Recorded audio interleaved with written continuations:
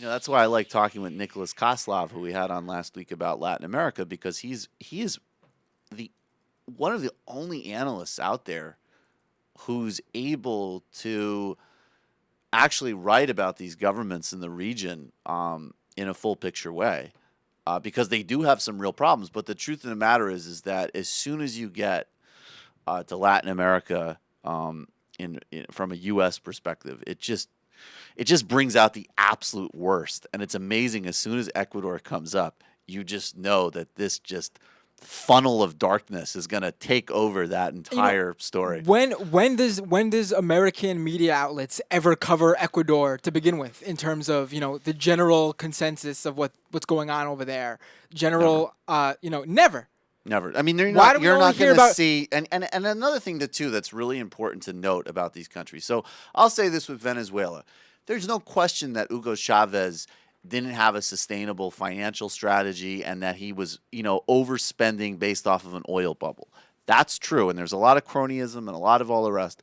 But every time you read a piece about Venezuela, it would say, this guy's on a spending spree. Well, the reality is that, the Gulf states are on a spending spree. Anybody else is on a spending spree. The difference was that instead of an oil spending spree for stadiums, for sports stadiums and more housing complexes for the ruling elite of countries, he went on a spending spree that did involve schools, healthcare clinics, and other absolutely essential things. So even these guys, they have real flaws and real problems and legitimate opposition, but the context of why they're popular and their genuine accomplishments are never.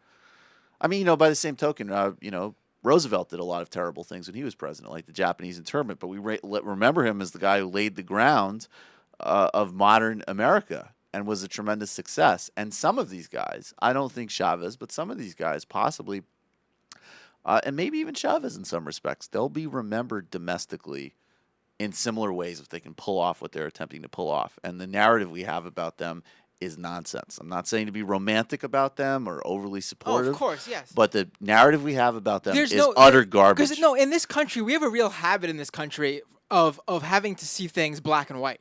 That's right. There's no gray area in this country. You're either a good guy or a bad guy. And that's how Hugo Chavez was always, presented to the American public by the media. He's some bad guy. Right. I mean, it's just absurd. And I mean, on the whole thing of the human rights side of things, the fact that we're supposed to be up in arms that Edward Snowden wants to go to Ecuador, and Ecuador has is not the greatest on human rights.